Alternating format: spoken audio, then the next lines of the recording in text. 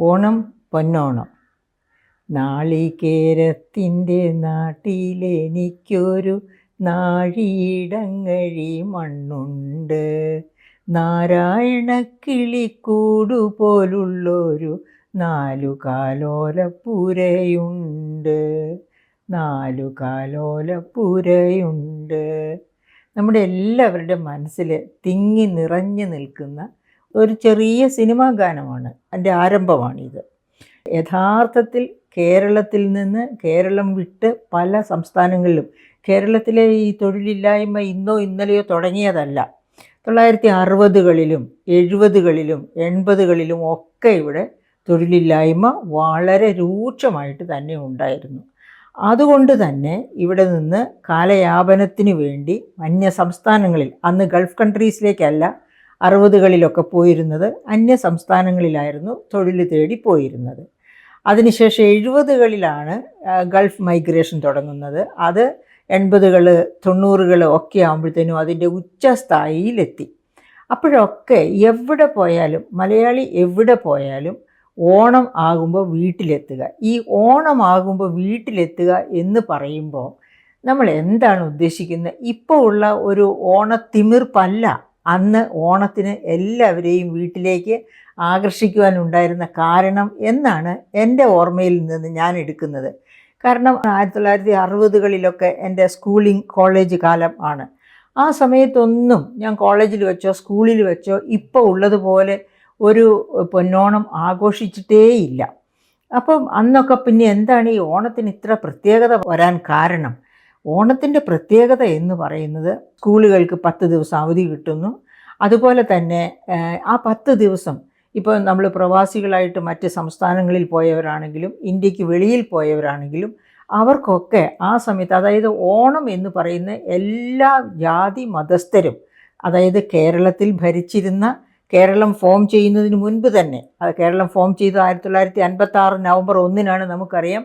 അതിനു മുൻപേ ഇവിടെ ഓണമുണ്ട്. എന്ന് വെച്ചാൽ മഹാബലി എന്നൊരു രാജാവ്, അപ്പോൾ അദ്ദേഹത്തെ പറ്റിയുള്ള ഐതിഹ്യങ്ങൾ എന്തൊക്കെയാണ്? ഐതിഹ്യത്തിൽ പറയുന്നത് മഹാബലി എന്ന ഒരു രാജാവ് ഉണ്ടായിരുന്നു. ആ രാജാവ് നീതിബോധമുള്ളവനായിരുന്നു, സർവ്വജനങ്ങളെയും ഒരുപോലെ കണ്ടിട്ടുള്ളവനായിരുന്നു എന്നൊക്കെയാണ്. പക്ഷേ ഭഗവത്ഗീത പോലെയുള്ള പുരാണങ്ങളിലൊക്കെ പറയുന്നത് അത്രയധികം നീതിബോധമുള്ളവനായിരുന്നു എന്നല്ല. ഇത്തിരി അഹങ്കാരം പിടിച്ച ഒരു രാജാവായിരുന്നു ഈ മഹാബലി. അപ്പോൾ ഇദ്ദേഹത്തിൻ്റെ ഈ അഹങ്കാരത്തിനൊരു കൊട്ടു കൊടുക്കണമെന്ന് ഭഗവാന് തോന്നി. അങ്ങനെ വാമനൻ വന്ന് അദ്ദേഹത്തോട് ഒരു 3 അടി മണ്ണ് ചോദിച്ചു. അപ്പോൾ 3 അടിയാക്കുന്നതിൻ്റെ എന്തിന്? ഈ ലോകം മുഴുവനും എൻ്റെ കസ്റ്റഡിയിലുള്ളതല്ലേ, അത് കാരണം കൊണ്ട് നിങ്ങൾക്ക് ആവശ്യമുള്ളത്ര ചോദിച്ചോളൂ, തരാമെന്ന് പറയുന്നു.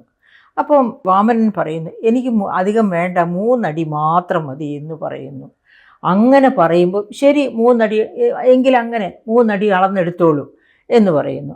ആദ്യത്തെ 1ഉം 2ഉം അടി കൊണ്ട് ഭൂമിയും സ്വർഗവും അളന്നു കഴിഞ്ഞു വാമനൻ. അപ്പോൾ പിന്നെ ഇനി എവിടെ അളക്കും 3ാമത്തെ അടി മണ്ണിന്? അപ്പോൾ മഹാബലി തല ചായ്ച്ചു കൊടുത്തു. അങ്ങനെ ചായ്ച്ചു കൊടുത്ത തലയിൽ കാൽ വെച്ച് വാമന വേഷത്തിൽ വന്ന ഭഗവാൻ അദ്ദേഹത്തെ പാതാളത്തിലേക്ക് ചവിട്ടി താഴ്ത്തി എന്നാണ് പുരാണങ്ങളിൽ പറയുന്നത്. അതല്ലാതെ നമ്മൾ മലയാളികൾ ആഘോഷിക്കുന്ന തരത്തിലല്ല. മലയാളം അതേ മഹാബലിയെ പറ്റി മാവേലി നാടുവാണിയിടും കാലം മനുഷ്യരെല്ലാവരും ഒന്നുപോലെ, പിന്നെ അവിടെ കാപട്യമില്ല, കള്ളമില്ല, വഞ്ചനയില്ല എന്നൊക്കെയാണ് നമ്മൾ പഠിച്ചു വച്ചിരിക്കുന്നത്. ഇതൊക്കെ തന്നെ അന്നും ഉണ്ടായിരുന്നു. പക്ഷെ അന്നും മനുഷ്യർ ആഗ്രഹിച്ചിരുന്നു, ഓരോ മനുഷ്യനും ആഗ്രഹിച്ചിരുന്നു ഇതൊന്നുമില്ലാത്ത, കാപട്യമില്ലാത്ത, കള്ളമില്ലാത്ത, ചതിയില്ലാത്ത ഒരു ലോകം. ആ ലോകം അന്ന് ആഗ്രഹിച്ചിരുന്നു. അതുകൊണ്ടാണ് ഈ മഹാബലിയെ ചവിട്ടി താഴ്ത്തപ്പെട്ടു എന്ന് പറയുന്ന മഹാബലിയുടെ പേരിൽ അദ്ദേഹം നീതിമാനായിരുന്നു എന്നൊക്കെ പറഞ്ഞ് ചുറ്റിപ്പറ്റിയുള്ള കഥകൾ സൃഷ്ടിക്കുന്നത്. എന്ത് തന്നെയായാലും ആ മഹാബലി കേരളത്തിലെ ജനങ്ങളെ ഒന്നിച്ചു നിർത്താൻ, അതായത് നാനാജാതി മതസ്ഥരെ, ഇവിടെ ഒരു മാറ്റവുമില്ല, എല്ലാ മതസ്ഥരും ഒരുപോലെ ആഘോഷിക്കുന്ന ഒരു ആഘോഷമാണ് ഓണാഘോഷം. അപ്പം ഞാൻ ആദ്യം തുടങ്ങിയപ്പോൾ പറഞ്ഞല്ലോ, എൻ്റെ കുട്ടിക്കാലത്തൊന്നും ഇപ്പോൾ ഉള്ളതുപോലെയുള്ള വല്ല അമ്പലങ്ങളെ ചുറ്റിപ്പറ്റിയൊക്കെ കുറച്ച് പ്രധാനപ്പെട്ട കലകളോ അങ്ങനെ എന്തെങ്കിലുമൊക്കെ കാണുമായിരിക്കും. കലയുടെ ശ്രേഷ്ഠതയുള്ള ഭൂമികകളിൽ കുറച്ചേറെ ഈ ഓണവുമായിട്ട് ചുറ്റിപ്പറ്റി അത്തം തൊട്ട് ഉദാഹരണത്തിന് നമുക്കറിയാം തൃപ്പൂണിത്തറയാണെങ്കിൽ അത്തച്ചമയത്തിൻ്റെ, അതുപോലെ പുലികളി തൃശ്ശൂർ, ഇതൊക്കെ അന്ന് ഇത്ര ഗംഭീരമായിട്ടൊന്നുമില്ല. കാരണം ഞാൻ തൃശ്ശൂർ തന്നെ ജോലി ചെയ്തിട്ടുണ്ട്, തൃശ്ശൂർ വിമല കോളേജിൽ. അന്നൊന്നും അവിടെ ഇതുപോലെ പുലികളിയോ ഇതുപോലുള്ള വേഷവിധാനങ്ങളോ ഒന്നും ഞാൻ കണ്ടിട്ടില്ല ഓണത്തിൻ്റെ സമയത്ത്. അപ്പം ഞാൻ പറഞ്ഞു വരുന്നത്, ഇതൊക്കെ ഈ പിൽക്കാലത്തെന്ന് പറഞ്ഞാൽ രാജഭരണ കാലമൊക്കെ കഴിഞ്ഞു ജനാധിപത്യം വരുന്നു. അങ്ങനെ വന്നു കഴിഞ്ഞതിന് ശേഷം ക്രമേണ ഇത് പല കാരണങ്ങൾ കൊണ്ടാണ് ഇപ്പോൾ ഉള്ളതുപോലെയുള്ള ആഘോഷങ്ങൾ രൂപപ്പെടുന്നത് എന്നാണ് ഞാൻ മനസ്സിലാക്കുന്നത്. അപ്പോൾ അങ്ങനെ രൂപപ്പെടാൻ എന്തൊക്കെയാണ് കാരണങ്ങൾ ഉണ്ടായത്? രൂപപ്പെടാനുണ്ടായ പ്രധാനപ്പെട്ട കാരണം എന്ന് പറയുന്നത് തന്നെ കലകളെ പോഷിപ്പിക്കുന്ന ഒരു കാലഘട്ടം വരുന്നു. കലകളെ പോഷിപ്പിക്കുന്ന ഒരു കാലഘട്ടം വരുന്നു. എങ്ങനെ? നമ്മുടെ, അതായത് കേരളത്തിനകത്ത് ധാരാളം വ്യവസായങ്ങളൊന്നും തന്നെ ഇല്ല. ഉണ്ടായിരുന്ന വ്യവസായങ്ങൾ തന്നെ കേരളം വിട്ട് നമ്മുടെ അയൽ സംസ്ഥാനങ്ങളിലേക്ക് ചേക്കേറി.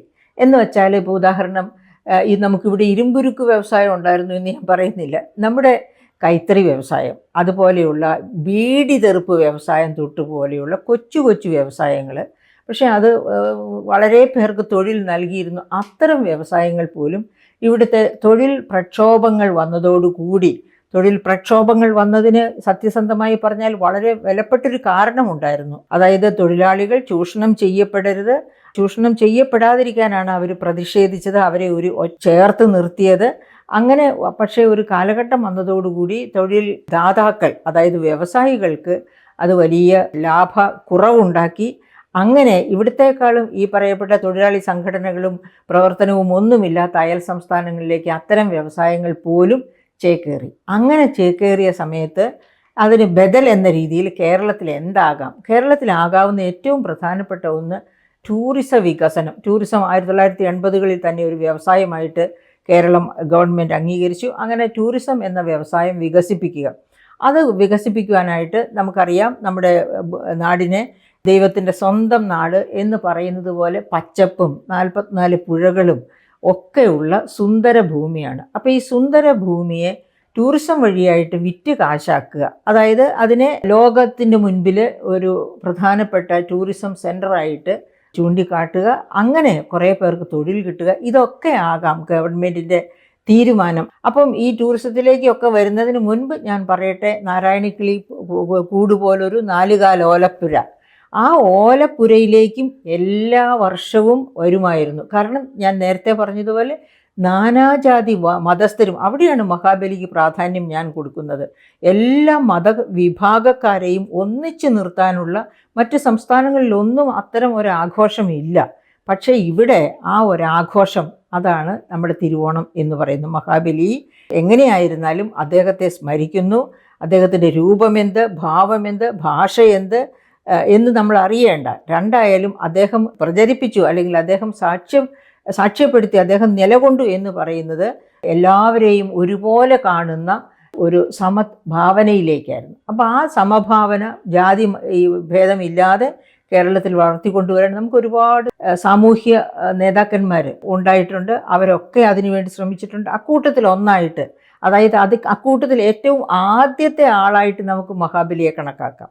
അങ്ങനെ മഹാബലി കാരണം കൊണ്ട് ഏത് സംസ്ഥാനത്ത് എവിടെ ജോലി തേടി, ഇന്ത്യക്ക് വെളിയിലോ എവിടെയുമാകട്ടെ, ചന്ദ്രനിലാണെങ്കിലും അവിടെ നിന്നും ഓണമാകുമ്പോൾ തിരിച്ചു വരിക. അപ്പോൾ ഈ ഓണമാകുമ്പോൾ തിരിച്ചു വരിക എന്ന് പറയുന്നത് ഈ ഒരു സമഭാവനയുടെ ഇതാണ്. മാത്രവുമല്ല, ആ അവധി, അതൊരു അവധിക്കാലമാണ്. അപ്പം മക്കൾ, സ്കൂളിൽ പഠിക്കുന്ന കുട്ടികൾ എല്ലാവരും വീട്ടിലുണ്ടാകും. എവിടെ തൊഴിലിന് പോയിരിക്കുന്നവരും അന്ന് അവധിയെടുത്തു വരുന്നു. അപ്പോൾ എല്ലാവരും കുടുംബം ഒത്തുചേരുന്ന ഒരു സാഹചര്യമാണ് ഓണം. അങ്ങനെ തിരുവോണം എത്ര ബുദ്ധിമുട്ടിയാണെങ്കിലും തിരുവോണത്തിന് നല്ല ഭക്ഷണം, പുതിയ വസ്ത്രങ്ങൾ, അങ്ങനെയൊക്കെയുള്ള കൈമാറ്റങ്ങൾ, അതൊക്കെ അപ്പോൾ എല്ലായ്പ്പോഴും വസ്ത്രം മേടിക്കാനൊന്നും സാധ്യമല്ലാത്ത കർഷകരും ഒക്കെ, സാധാരണക്കാർ, തൊഴിൽ രഹിതരും ആയിരിക്കാം, തൊഴിലുണ്ടെങ്കിൽ തന്നെയും വളരെ ചെറിയ കൂലിയും ഒക്കെ ആയിട്ട് നടക്കുന്നവർ, അവർക്കൊക്കെ പുതിയ വസ്ത്രങ്ങൾ വാങ്ങിച്ച് കിട്ടുക, അല്ലെങ്കിൽ കുടുംബത്തിലുള്ളവർക്ക് തൊഴിൽ വാങ്ങിച്ചു കൊടുക്കുക, അതുപോലെ നല്ല ഭക്ഷണം ഒന്നിച്ചിരുന്ന് കഴിക്കുക, ഇങ്ങനെയൊക്കെ. പിന്നെ അതുപോലെ കൈകൊട്ടിക്കളി പോലെ ഉള്ള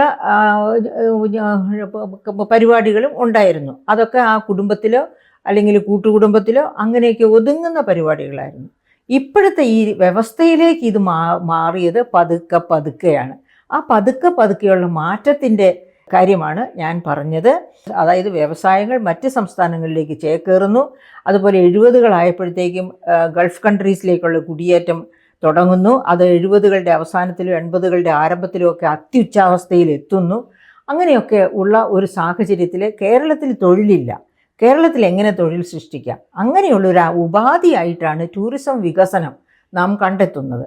അപ്പോൾ നമുക്കറിയാം GKSF, അതായത് ഗ്രാൻഡ് കേരള ഷോപ്പിംഗ് ഫെസ്റ്റിവൽ 2006-07 മുതൽ LDF ഗവൺമെൻറ് ഭരിക്കുന്ന സമയത്ത് ഈ ഗ്രാൻഡ് കേരള ഷോപ്പിംഗ് ഫെസ്റ്റിവൽ, അതായത് ഗ്രാൻഡ് കേരള ഷോപ്പിംഗ് ഫെസ്റ്റിവൽ ഭയങ്കര വലിയൊരു ഷോപ്പിംഗ് ഫെസ്റ്റിവലാണ്. ഇപ്പം ഇപ്രാവശ്യം തന്നെ നമുക്ക് അതിൻ്റെ അനുരണനങ്ങളുണ്ട്.